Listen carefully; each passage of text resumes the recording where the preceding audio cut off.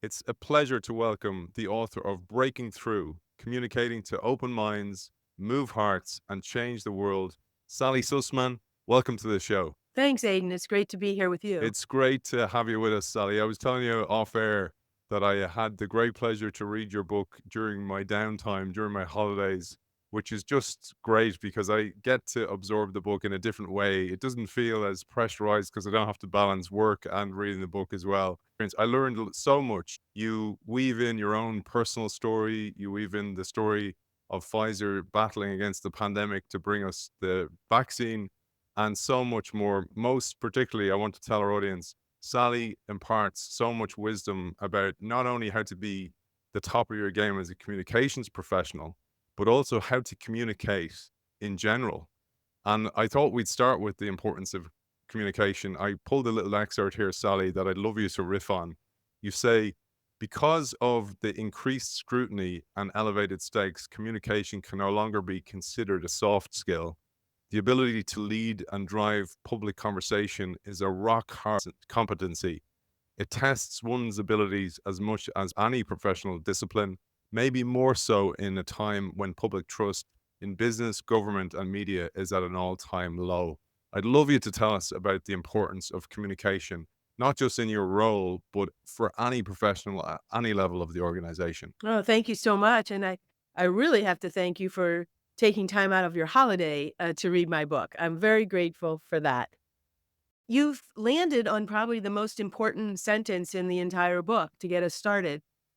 The fact that I believe communications is mistaken as a soft skill and really is a rock hard competency is something I learned from supporting 9 CEOs over 3 companies over more than 3 decades, working with elected leaders, government officials, and cabinet secretaries.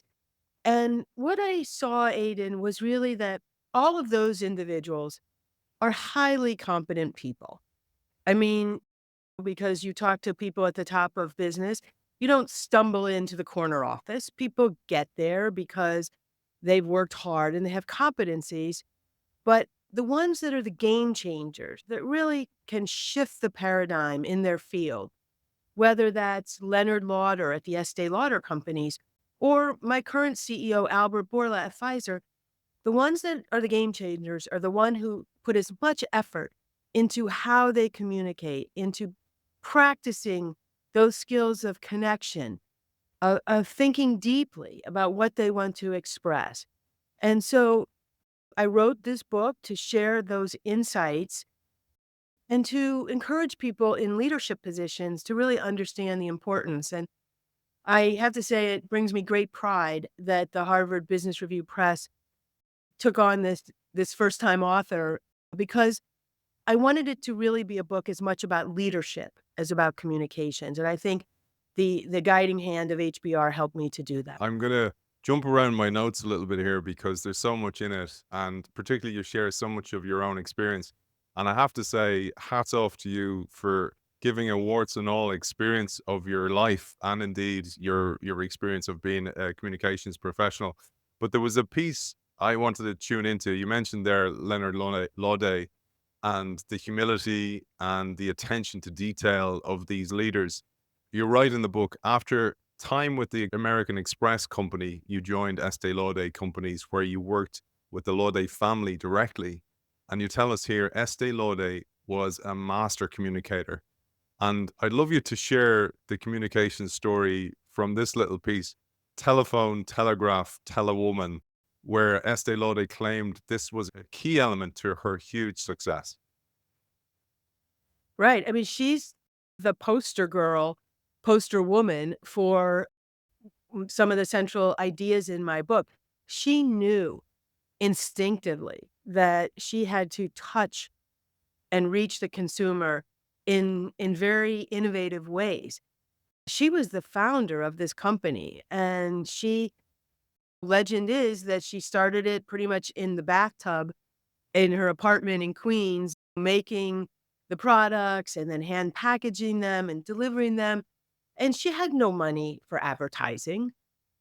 So she had to do the very personal skills of telegraph, telephone, tell a woman. Was her mantra. And I always thought maybe she was the first person to go viral before we knew viral was a thing. And also to the point that often authentic outreaches are more meaningful than just broad scale advertising. And that was a lesson that Estee learned by necessity, but one that I think we see very much today in all kinds of areas, including certainly in the biopharmaceutical field, that influencer voices come from everywhere, not just from big, flashy advertising campaigns. But I have to say I love my time at that company because they're so innovative and so creative and so committed to their customers and to their employees. And I'm going to come back to the Lauder family and indeed some of the tactics or skills that you honed from working there, including just the very basic thing of saying thank you. And we'll come back to that because in the book, Sally gives us guidelines of how to be a master communicator in any field. But I wanted to come back to something yourself. So you mentioned there Leonard Lauder, one of Estee's spawn, and how Yeah. he gathered some skills that are inherent in the company today. So they carry through to the company. And you too, as a mother, pass on skills in your family. But your own background and your own family had a massive impact on your own mindset. And what's interesting here is when you see somebody as successful as you with such an illustrious career, with such great brands of companies, etc., people go, oh, it's well for them, etc., etc. But what I loved about your story was that you reckon your teachers and probably many of your co-students would have voted you least likely to succeed. Yet you succeeded nonetheless, including so much of the lessons that were passed on by your parents. Yeah. Well, you did mention the fact that the book is warts and all. Okay. And before I turned it in to HBR Press, I shared it with just a very few trusted family and friends. I mean, as a fellow author, Aiden, I'm sure you do that. You have a reading circle of people you trust to help you with your work. And I remember my mom saying to me, Sally, this is terrible. You talk about all your most embarrassing mistakes in this book. And I do. And I try to tell them unflinchingly because I think it is through the shared experience of making mistakes and stumbling at times that people can learn. So thank you for saying that. I'm proud to show my warts. I'm also very fortunate and proud to have grown up in the family where I did. My parents were interested in the world. They had a passion for civic issues, and they taught my brother and I many things. We had to bring a news fact to the table every night at dinner and discuss it. And this couldn't be a sports score or a weather forecast. It had to be something of the world, and we had to talk about it. My brother and I thought this was inhumane, cruel, unfair, but it was actually a great gift, Aiden, because we learned how to observe the world and how to process information and how to articulate things. The other gift that my parents gave me was a practice of writing thank you notes. And mom was very strict about that. No gift could be enjoyed until the thank you note had been written. I was surprised many years later to have a conversation with Leonard Lauder about pretty much the same thing. And when I joined the company, I was new to the industry. As you mentioned, I came from financial services into personal care. And Leonard was kind enough to take me by the hand and introduce me to the top editors across covering the industry. And I remember very specifically one day, and I tell the story in the book as well, where we went to meet an editor who was less than gracious. She kept us waiting, which more importantly was keeping him waiting because Leonard Lauder is an icon in the industry. She didn't give us a tremendous amount of time. She was rude. She sat behind her desk with her eyes down and then dismissed us shortly thereafter. And as Leonard and I were leaving, he said to me, now, don't forget to write her a thank you note. And I was, what? She was so rude. And he said, "No, that's how we roll." And I realized that writing thank you notes was not a casual affair at the company. Leonard himself wrote many. He had blue stationery. It was one of the colors of the brand, and everyone at the company calls it a blue note. Did you get a blue note to say thank you for this or that?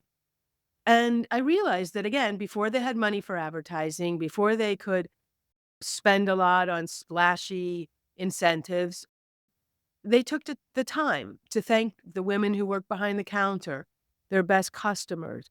And so now I try most mornings to take a moment before I start my day and write 1 or 2 thank you notes, looking at my calendar for the day before. And it's a tremendous practice because it gives you a sense of gratitude, of the good fortune that you have for the people that you know, and people are very touched by it, especially in the age of texting and tweeting, and to receive a note through the post, with a thank you is still very meaningful and something I take quite seriously, so that's why it's almost a whole chapter dedicated to how to write a thank you note, remembering that specific is important, to not just say, "Thanks for having me for dinner," but, "Thanks for hosting me in your home," and the the vegetables from your garden were so delicious, and my seatmate was a lovely choice. The more specific, the better. We won't have time to cover all the communication tenets from the book, but that one about thanks, as you said, is a huge one. And indeed, I learned so much from that. I passed that on. This is where I say it's so useful to read a book when I'm on holidays. I'll give you an example. So I read that story about you and this less than gracious person. And one of the beautiful things about doing the show is lots of the content mixes and becomes this marination of a mindset over a period of time. And one of the things that you get from doing the show is huge empathy. So, empathy for that person who's less than gracious, not knowing what's going on in their lives. And then I try and pass that on to my kids. So, something similar happened where there was somebody at when we were checking in into security for the airport, and she wasn't very nice at all. And I smiled, and my son said, Why were you smiling at her?" And I said, "Well, I said, you know what? I just read it in this book that when you smile, the other person has mirror neurons. They can't but not smile back. It's really, really hard for them, and you can unlock them, and you never know what's going on in Yes. that person's life as well. So maybe we'll say, seeing as I'm on that one, that element of how you show up to the other person being such a key tenet and key theme that's throughout the book as well. Absolutely. I bet that lady smiled back at you too from the security You did, person. They and can't my help son was themselves. surprised. I was like, "See?" So, yeah, it's great to Yeah. show them and pass on the lessons. Sorry to interrupt you. No, not at all. I have a specific chapter in the book that I refer to as perfecting your pitch. And I want to be clear to all your listeners and viewers that I'm not talking about the dreaded elevator pitch or a cold call where you're pitching an idea maybe to a cynical journalist, but a quality of being in the world. So I tell the story, this one from American Express, and it followed 9/11, which here in New York and throughout the United States was a unforgettable, horrible day. And the American Express headquarters are right down at the World Trade Center where the terrorist action happened and the Twin Towers came down.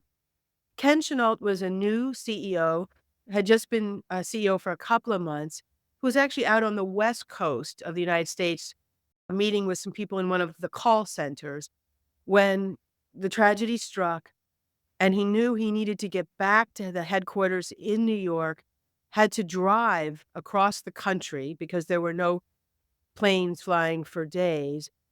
And Ken had a leader's instinct that he needed to get people together in one place. So they rented out Madison Square Garden, which is huge, and invited all the employees from the tri-state area, so New York, New Jersey, Connecticut, to come together.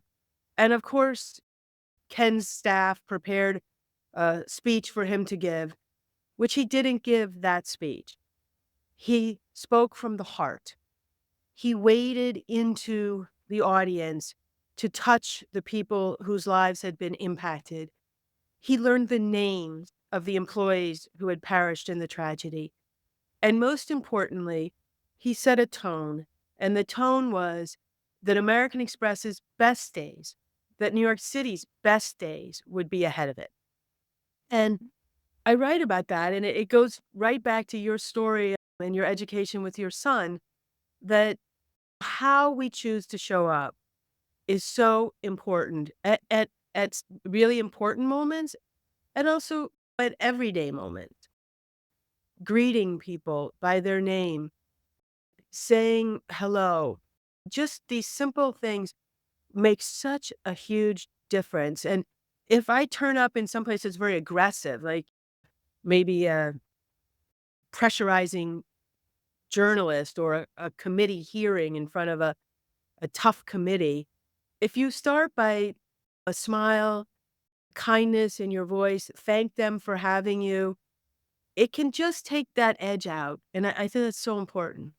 That chapter on pitch, you beat me to it because I thought it was such an important chapter in every aspect. So whether it's for a regular listener to this show who's working in innovation, pitching an idea, or actually calling something out, like you mentioned before, you've had Amy Edmondson in with your company to talk about psychological safety because you want people to have the psychological safety to call things out. But one of the things you call out was the unfortunate example of Hillary Clinton's failed candidacy and how she got the pitch wrong. And this is one of the things you detected from your experience. And I thought we'd just juxtapose the American Express experience with the Hillary Clinton's experience and just how subtle the difference is, but what a dramatic impact that it can have. Absolutely. And I first must say that I am an admirer of Hillary Clinton. I think she was a great Secretary of State, a wonderful senator. I believe she would have been a very good president. But unfortunately, her campaign did not go well. And I thought a lot about it, Aiden, and I believe it's because she did not have pitch, the kind of pitch we're talking about. I think she was well prepared. I believe she worked hard, but it often felt like she sounded that she was going low as opposed to going high in her ideals and her tone. Or she seemed frustrated and angry, on the defense all the time. And it was heartbreaking to me, really, because I do admire her, but she couldn't lift herself up. And of course, she famously called people, or infamously called people, a basket of deplorables. And that doesn't reach across the divide the way Ken brought people together in a tough moment. It seemed that unintentionally, but nonetheless, actually, that Hillary was seen as divisive. The thing that was also a great irony, because I love politics, I follow politics very closely, is at her concession speech, she did have pitch. And I don't know if any of your viewers and listeners remember that concession speech, but she was actually wearing purple. And purple is a symbol to me because we call our political parties here in the United States red and blue. So one side wears blue, the other side wears red, and purple is the coming together of both sides. She she talked very graciously about accepting this outcome, not challenging the outcome, but in the spirit of advancing democracy, accepting this outcome. And lastly, she spoke to little girls across the country and said, "Don't let this hold you back. You can be anything you want." And I remember watching it with my daughter, who was at the time right in the age group to hear such a message. And I wished so much she had that pitch throughout the campaign. And it was a bit of a heartbreaking thing to me. I want to say one other thing about pitch, if I may, and that is that in companies today that are struggling with quality controls, I think it is because people on the shop floor, people in the middle ranks of the company are often afraid to raise bad news and problems up. And I don't know the details of what's happening at Boeing today, for example, But I do know that the CEO has lost his position and that is largely seen as a result of the failure to deal with the quality issues at the company. And having really studied companies that have had crisis from British Petroleum to Disney to Boeing, one of the key things is really having a clear line of communication from the junior levels to the senior levels. And you can't have that if people feel they're going to get shouted down or bullied, or we were, as you say, speaking about Amy Edmonds' psychological safety. Psychological safety and pitch go right together in my mind. Beautifully said, and so important. I was reading about the case study of Nokia, and people say it was strategic failure, etc., etc.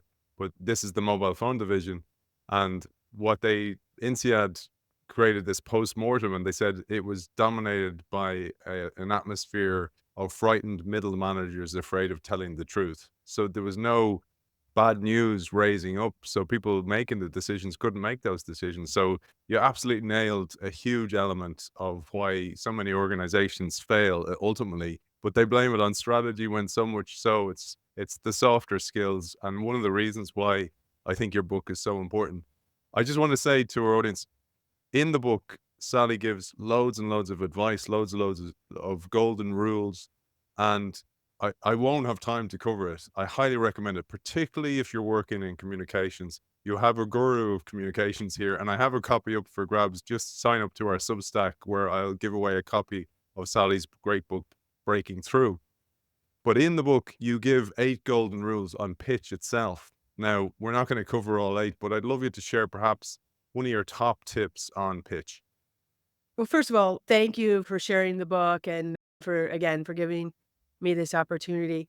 I really think one of the first things that's most important about pitch is really to enter a conversation with an open mind and an open heart to the possibility that this will be pleasant, that it will be something where I will learn. I I was excited to speak with you today, knowing of your past, and I really think the mindset that one brings to each and every encounter. I referenced it a little bit, but I've been in hostile environments. I've been places where people don't like the big bad pharma industry, or people have a negative impression just of someone from a large corporation. And I think if you can really start with the human elements, share a little bit about yourself, ask a question, these kinds of very humanizing behaviors are really essential to getting on that good pitch at the very beginning of a conversation. You couldn't have teed us up better for the next one because I've jumped around and I haven't sent a script to Sally or anything like that, but you teed me up beautifully because you devote a whole chapter to humor. And humor for me was a difficult one when I worked in organizations because I was always it's in me to be try and bring a bit of humor to a situation, particularly when it's tense.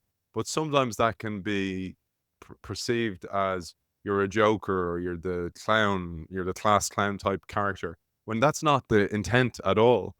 And you share a brilliant story here. I'd love you to tell us a little bit about humor, but also the great story. And to intrigue our audience, I'll say, I'll give you 2 cows for her. Um, Humor is hard. Just what I want to double click on what you just said about humor can be hard in the workplace today.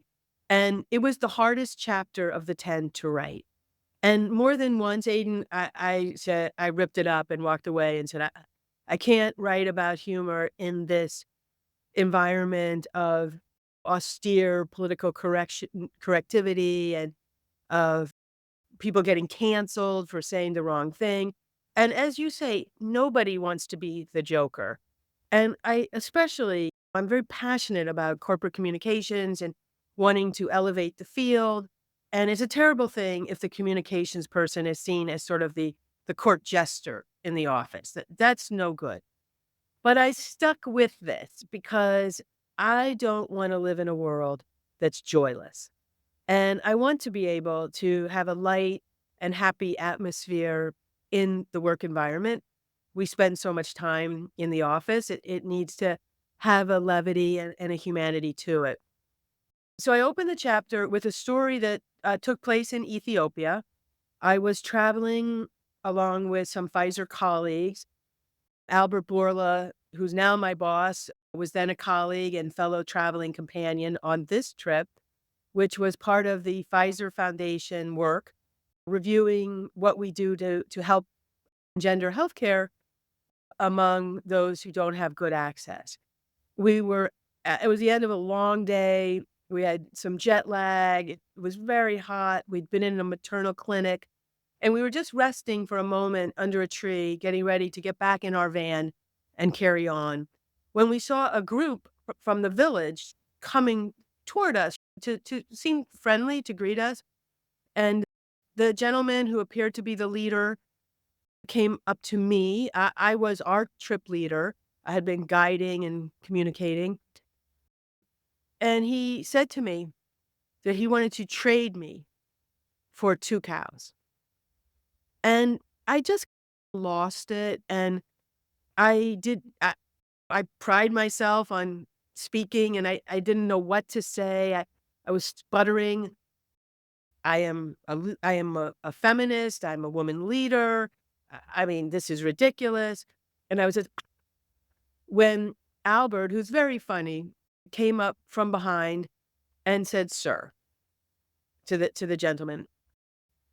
"This woman is one of the most senior leaders at a Fortune 50 company, and she will not be traded for less than 6 cows."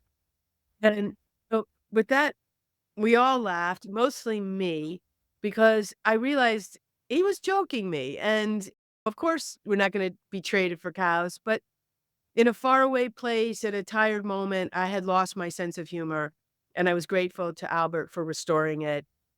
And it ended up being a lovely visit with lots of photos and handshakes. And Albert is very good at that. He can diffuse tense circumstances with humor. And while I can't tell a joke to save my life, I probably just proved it with that story, but I do like to have a lighthearted atmosphere. And so one ritual I have created in my own department is every summer we have open mic night. And what that is we do it at the end of the day, we have some refreshment, and we have a microphone set up, try to make it look like a comedy club. And people get up, I usually start, and they share a recent mistake that they made. And people tell these stories with flourish, but I've heard it all at this point. Top secret documents left on the subway, all kinds of embarrassing mistakes made. But once we share our stories and we laugh together, the shame is eradicated and the humanity fills the space, and we're all better off and we learn from doing it together. So I think we stick with humor. We never laugh at the expense of others. I should also mention that here at Pfizer, we have 4 corporate values, one of which is joy. And I think joy is very uncommon for a value of a big pharma company. But we thought about that, and we thought it was important to be joyful, and we even got into the substrate of what does it mean to have joy as a corporate value? And it means that we take our jobs seriously, but not ourselves, and that we recognize laughter is good medicine too. So a joyful company, humor and lightheartedness as my personal goal made its way into that chapter. It's such a great ritual. I love that because it's the intersection of humor, but also the seriousness of psychological safety, where it's a safe environment to share your mistakes. And also, when somebody sees somebody else who's a professional who's succeeded in life, admitting, hey, I make mistakes too, it opens up innovation as well. It's such a key part of innovation to share that. I loved that ritual. And if there's anything for our audience to take away, that one is a beautiful one. You mentioned something though, Sally, which was the Albert Bourla, and indeed, throughout the book, you start with the story of the pandemic, and I've had such empathy for you during that period because you'd come from Amex, you'd come from Estee, and you'd come to Pfizer, at a period where it wasn't the most trusted organization. Then we had these horrific documentaries, for example, about Purdue Pharma, etc., which doesn't help your job because you're trying to change how people view the company. And you mentioned how you joined Pfizer in 2007, but in the early days, you almost quit on multiple occasions because of the hostility that the company faced. And you felt very, very viscerally yourself.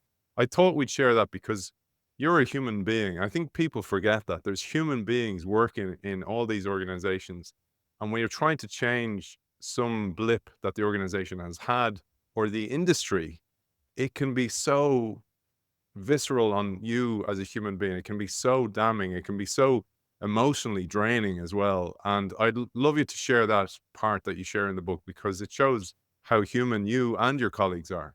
You bet. And thank you for asking me about it. The first two companies I worked for, American Express and Estee Lauder, had a lot of reputational wind at their back. People like these companies. They're fun. American Express had museum quality uh, advertising and marketing. Their photography was done by Annie Leibovitz. They were about travel and lifestyle, and people just loved this company. Same is true for Estee Lauder. As you've mentioned, founded by a great family with deep roots in New York, and they have products that delight women around the world. And mostly wherever this family goes, their red carpet is rolled down because they're generous and they're kind. But when I got a call about coming to Pfizer from a recruiter, I thought, wow, these companies make life-saving medicine, and yet they're pretty much reviled. The reputational data showed big pharma companies down with oil and gas and even with tobacco. And I guess I was naive or perhaps overly self-confident because I thought, that's crazy. I'm going to fix that. This is a great challenge for me. I'm going to go over to the biopharma sector and fix this reputation problem. And as I'd also like to just, as a slight side note, to say switching sectors is really fun because you just are drinking from the fire hose and you're learning all the time. But for me, I felt like I ran headlong into a brick wall. I had underestimated the cynicism towards the industry. I started to hear from family and friends saying, "Why did you go there? These are bad places."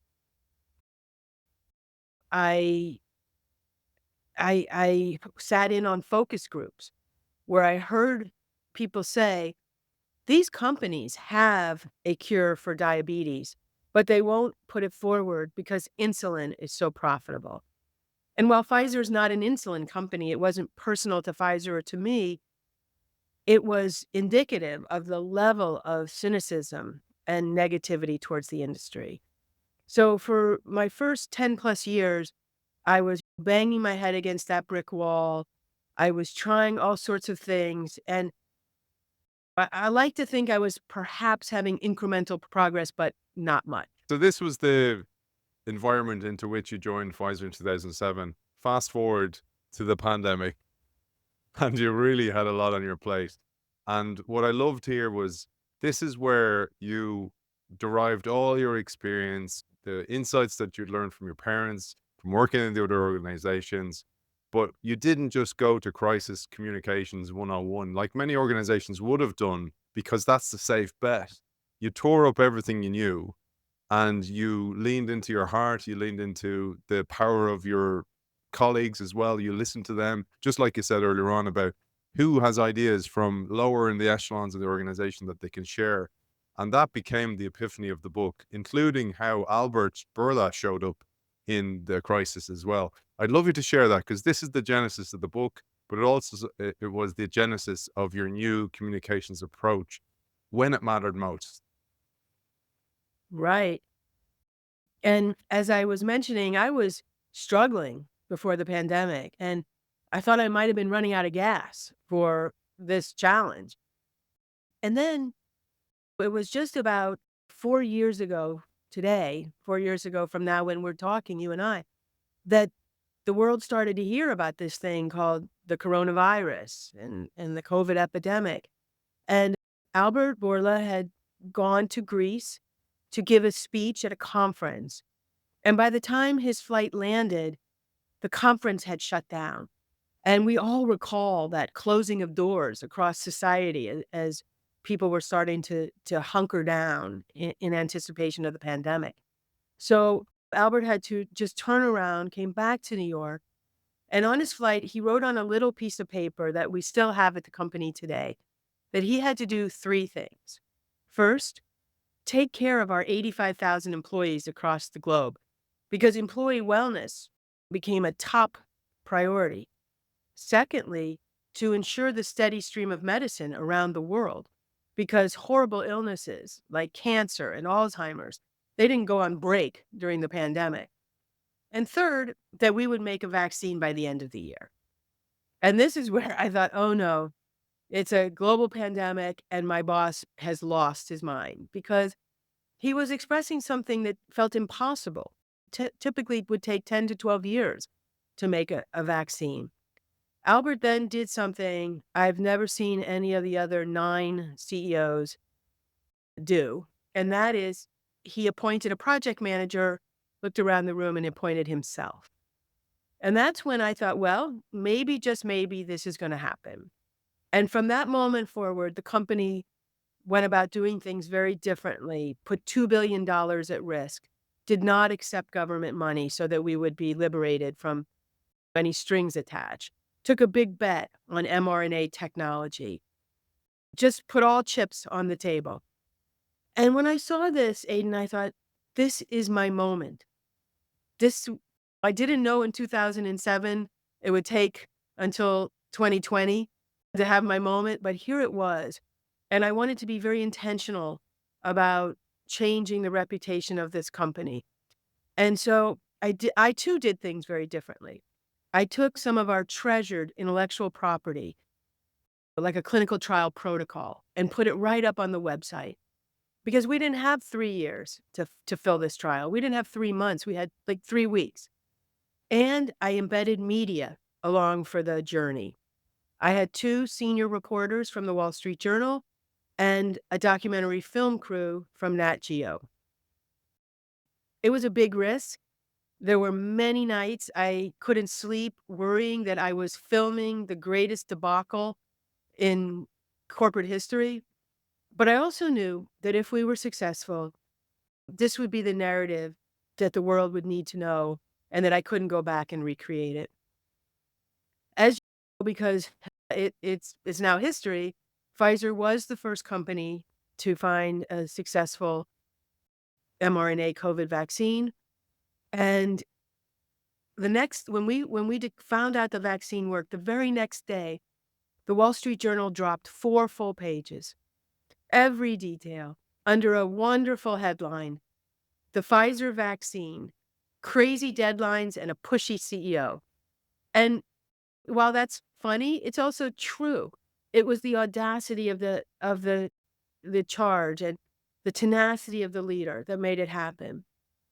The film, called Mission Possible, is still available on YouTube, and it's 46 minutes of pure heaven for me to watch it. And for the 85,000 people who work here, it's a chronicle, a testimony of what we did. Today, Pfizer's a top 10 global brand according to Fortune magazine and other reputable reputation tracking sources. And we were able to really achieve both a scientific transformation, but also a trust and reputation transformation at the same time. It's such a powerful story, and I wanted to lean into a couple of the things there. So, one, Albert Bourla got his hands dirty, literally got involved. Like, this is something that's so lacking with so much innovation. Often, innovation is bring in the consultants, delegate it somewhere in the organization. I'll focus on messaging to the outside world or to our shareholders, our stakeholders. And I thought that was such an important element. But then also, you had a different approach as an innovator, because one of the things I saw here was a pattern that you had experienced a video, a documentary before gone the wrong way when it didn't go. So you'd seen this firsthand, you'd seen the documentary. Maybe you'll share that because you had been stung in the past, but yet you had the bravery to innovate and go, you know what, this is the way forward. And hopefully it will drive us and hopefully we'll get a result at the end of this. I'd love you to share that because that to me was a key part that I don't know even if you knew how brave that was, because so many times people will have failed like that or seen failure firsthand and then not risk it once again. Because the safe bet is where innovation doesn't happen. But you actually went with something really, really brave and it paid off luckily. Well, thank you for saying that. I'm not sure if it's bravery or foolishness It entirely. depends on the Kind result. of It a depends on the result. exactly. As I mentioned earlier, I love politics, and I follow and engage in politics very closely. And you're referring to a situation here in New York City where I was supporting a woman, Christine Quinn, who had been the speaker of our city council and was running for mayor and was the odds-on favorite to win. She was seen as the front runner and the leader. And the campaign agreed with the New York Times to embed a documentary film crew with Chris along the way of her campaign. There was a belief it was going to be a historic win, first female mayor to possibly lead the city. And this film crew is following her around. And over the course of the campaign, for reasons that we don't have time to get into today, but her her her lead started to evaporate. And suddenly she wasn't necessarily going to win. And in fact, had several stumbles along the campaign trail that were vividly videographed by this company. And in the end, she didn't win. She did not win the primary. She was exited early from the race. And that film is quite painful to watch and to see the sinking hopes of a great public servant. And it did caution me about don't embed a film crew lightly. But there is there is it's hard to say this, Aiden, but there was a gift of this crisis in that all bets were off. And if Pfizer had failed, I think the trauma of that would have been much bigger than a bad news cycle for the company or the video that probably nobody would have watched. The stakes were so high, and Albert's leadership was really pro risk. Albert is himself Greek, proudly Greek, and he likes to quote Greek philosophers to us here at the company. And one of my favorites of his quotes is from Aristotle, where he says, our problem is not that we aim high and miss. Our problem is when we aim low and hit. And this was a moment where we were all aiming so high. The scientists, the people in manufacturing. Before the pandemic, in our best year, we produced 200 million vaccines. During the pandemic, we jumped up to 4 and 5 billion production. So the whole place was running with this energy and with this sense of purpose that is so critical to getting things done, to innovating. I mean, I'm sure you see this throughout your work. The higher the stakes, in many ways, the better. Absolutely. And this is something you did again with your team. And one of the things that we see in innovation is that if you have a vision or a mission or values, that yes, the company should have them, but each individual team or sector within the organization must also have them because they're not always the same, but you can also embed yourself below the organizations. And one of the things I loved that you did is that you called your team together and you said, forget the old rules of how we operate. Imagine we are founders of a startup, not a 171-year-old company, now 173 perhaps. I'm no longer in 75, 75. 75, Thank there you you. go. I'm no longer interested in playing defense or dodging the broadsides against our industry. This is the moment to strike out and break through to people. And you said to your team, what do you think? And what I loved here was that their response, they were longing for this, something that was bigger than themselves. And I think this is one of the core messages of the book. Thank you. Thank you so much. I do remember this moment because I was at home. Most of us were working from home because of our fears of the pandemic. And I have an infrequent yoga practice. I'm not very good at it, but I occasionally do a little yoga and appreciate the quiet that it brings. And there's a ritual in the beginning of most yoga classes where you set an intention. The teacher asks you to set an intention. And it can be something, usually something for a loved one, a family member, maybe resolution of a problem. And so that morning, I was doing a little yoga and I decided to set this intention to make the most of this moment, not knowing how it would turn out. And as you say, I grabbed my team and we jumped on a video call and I started talking to them about this. And rather than sensing they're feeling tired or over overwrought or worn down by this, literally saw them rise. Their eyes lit up, their posture got better because this is what people want to do. And as I mentioned, I had gotten a bit ground down over the decade, and I am not proud to say that I didn't always take the harder road. I might not tell people what I did in my profession because I didn't wanna get into an argument. But in this moment, lives were at stake. Literally, we would think about every day how many people died. We'd hear it on the news.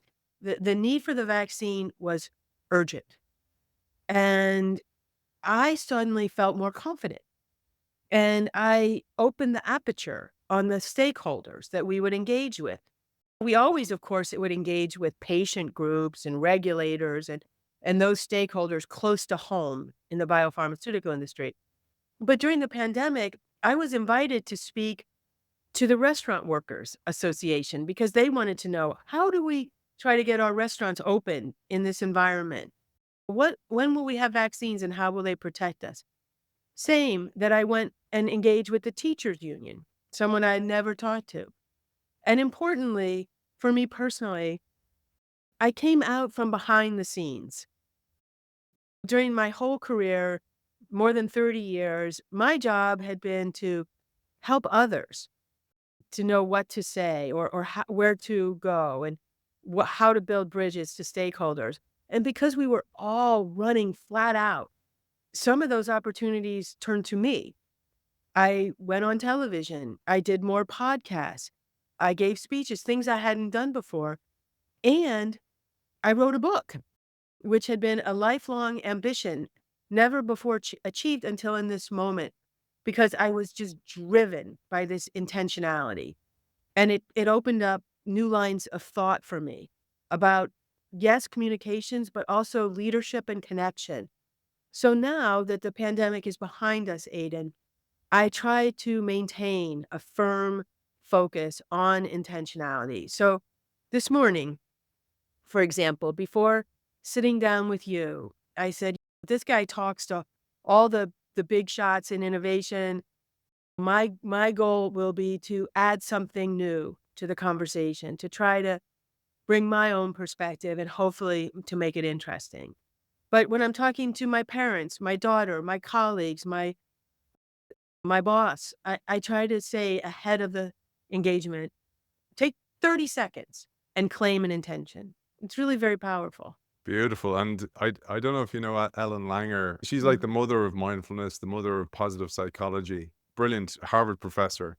And one of the things she talks about being mindful is very similar to the idea of intentionality. It's actually just being present in whatever you're doing. And this is a nice link to the next one where about being curious. And here you can use the word breakthrough communicator synonymously with an innovator. You say here breakthrough communicators are relentlessly curious. They are interested in things outside themselves. They are virtuoso listeners and they ask probing questions and listen mindfully. to the answers. So this is actually truly being present, truly listening, etc. But I wanted to share this, and perhaps this is the last tenet we'll share as well. I absolutely loved how your own curiosity and leaning into it, and your practice of journaling as well, that you haven't really mentioned. You mentioned about thank you notes, but you also journal very, very regularly the things you're grateful for, etc. But also note things you're curious about. And this led to your dream intern.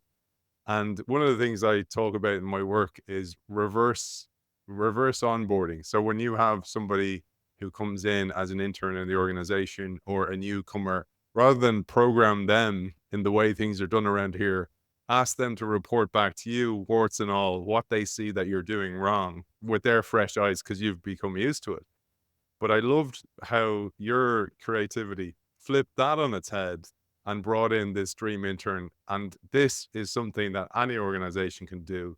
And it proved to be a master stroke for you. Thank you. I also made a note of your comment about reverse onboarding because it won't be long before the summer interns arrive here at Pfizer, and I appreciate that thought. So thanks for this, Aiden, because I think there's a really interesting marriage between curiosity and creativity. And often in big companies, especially those that are strong marketing companies, there's this idea that the creatives are these other people. They wear funky clothes and they have divine powers of creativity, and the rest of us don't have that. I strongly reject that notion, and I believe all of us, each one of us, have the power to be curious, and that will lead to some incredible creativity. I learned a bit about this from the dancer and choreographer Twyla Dwar, and she has a concept she calls scratching. And scratching is simple. It means that you just scratch the surface of all the things that are happening around us on a daily basis. It can be as simple as taking a different street when I walk home to see different things, or picking up a book that's not the typical genre that I usually read, or going to a restaurant with a cuisine that I've never had before, and that this kind of simple scratching gives you big ideas. So I had such a moment. I was flying home from a business trip and I was tired, too tired to work or even to read. And so I decided to scratch a little bit. And I looked at the movies that they were showing on the plane. And there was one called The Intern. And if anyone is not familiar with that movie, it stars Robert De Niro, who plays a retired man who didn't like his retirement, felt very much on the margins, and joined a firm as their summer intern. The other main character is Anne Hathaway, who plays the business boss lady who's lonely in the job and struggling and doesn't really have anyone in the company that she can talk to because she's the boss. She and he form a close relationship and become great friends, and of course, solve all their mutual problems. Happy ending. As I'm watching this on the plane, I start to tear up because I'm deeply moved by this. And the very next morning, I marched myself into the head of HR at Pfizer and I said, "This summer, I'm going to have a senior intern." I then asked him if he would be my summer intern. And literally, he tapped his ear, Aiden, because I think he didn't think he heard me correctly. And I explained the concept, and he told me he had to think about it overnight, which I knew meant he had to ask his wife if she agreed, and she did. And we're friends. And he came back to me the next day and said, yes, he would be my intern. And I said, well, please let me offer you a consulting contract because you're so senior. He said, what do the other interns make? $18 an hour. He said, I'll take it. And I said, but please let me give you an office so you have some privacy. Where do the other interns sit? He asked. I said, over here in the bullpen. He sat in the bullpen. And he became this much beloved figure. And he helped me as well with things that were marinating in my mind. But what was most incredible is that people heard about this thing we were doing. It went a little viral. Fast Company magazine asked us about it and covered it and put us on the cover of Fast Company magazine. For a decade plus, I'd been trying to get Pfizer on the cover of Fast Company with no success. But this kind of quirky, very human, simple intergenerational experiment put a shine on the company. It's a company willing to do things out of the box. We were also invited to go onto the main stage at South by Southwest and tell our story. So I love telling the story because its roots were so simple. I watched a movie that sparked an idea. And I believe as long as you give full credit to from wherever or whomever you're scratching, it can lead to really wonderful opportunities rooted in curiosity, but living in the freedom to be creative. Beautiful, absolutely beautiful. I have to say, when I read that, I was smiling to myself. I had a similar experience with the movie, and it's how I reached out to D Hawk, who is one of the greatest mentors I've ever had. I had him on the show. He's the founder of Visa, and he wrote the foreword to my book. But it all started from watching that movie, and I was like, "There's bound to be people out there who are brilliant, and nobody's no longer going to them because they're not just on the circuit or whatever, et cetera, et cetera." And Yeah. it's just, I think those kind of outside the box thinking driven by creativity can if you lean into them and don't worry about how it's going to pan out, it will always work out. You'll never regret those things. So I absolutely love that story. Now, I'm gonna land the ship on something that you mentioned earlier on the book, but I thought it'd be a lovely way to finish this book. Firstly, congratulations to you on the Matrix Award. And for people who don't know what that is, it is the highest honor that can be bestowed upon somebody in Sally's professional in communications. And I loved your intentionality here. So you mentioned that you brought that intentionality that you have in yoga to your speech, and you were very nervous about this speech, but you posed a question to the audience at the end from your favorite poet. I'd love you to maybe land today's ship and land today's episode with how you did that, because this is so valuable to anybody. Nothing would make me happier. Thank you for the opportunity. And you're right.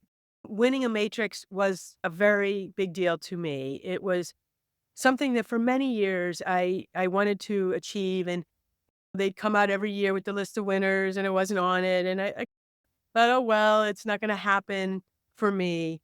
And then it did come when I was here at Pfizer. I was given the Matrix Award for Communications, and all of a sudden, Aiden, after all these years of like dying to get this award, I panicked over what I would say in my speech because I guess it just meant so much to me. And it was a very important opportunity in my life. And I did several drafts, sort of cliche after cliche after cliche. When I finally hunkered down and tried to get to the heart of it. And the purpose of this organization, the Matrix and Women in Communication that lead it here in New York, is not really to honor those of us who've done it for a long time, but to provide scholarships to those rising in the profession. So I decided the most meaningful thing I could do, and what became my intention, was to speak directly to those young people in this field that I care so much about. And I was reminded of a line by one of my favorite poets, Mary Oliver, and her poem titled The Summer Day ends with quite an evocative question. And Mary says, "Tell me, what is it you will do with your one wild and precious life?"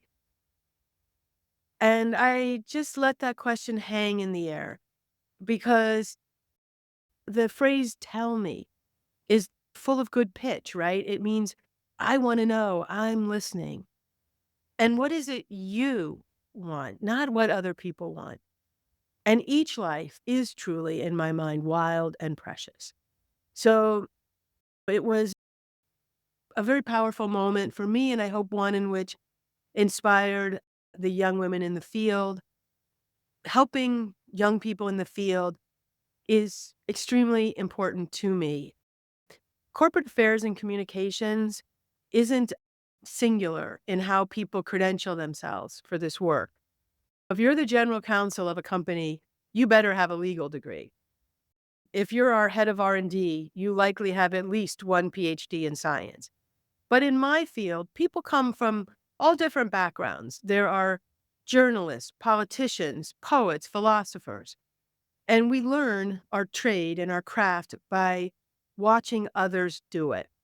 And this book, Breaking Through, is my apprenticeship for people who want to be in this field and want to know the lived experience for doing the work. And so I'm just, again, super grateful to you for allowing me this opportunity and the time for answers to breathe. And really thank you so much for your interest in the book. Well, I don't have a blue note to write this on, but author of Breaking Through, Communicating to Open Minds, Move Hearts, and Change the World, Sally Susman, thank you. Aiden, thank you.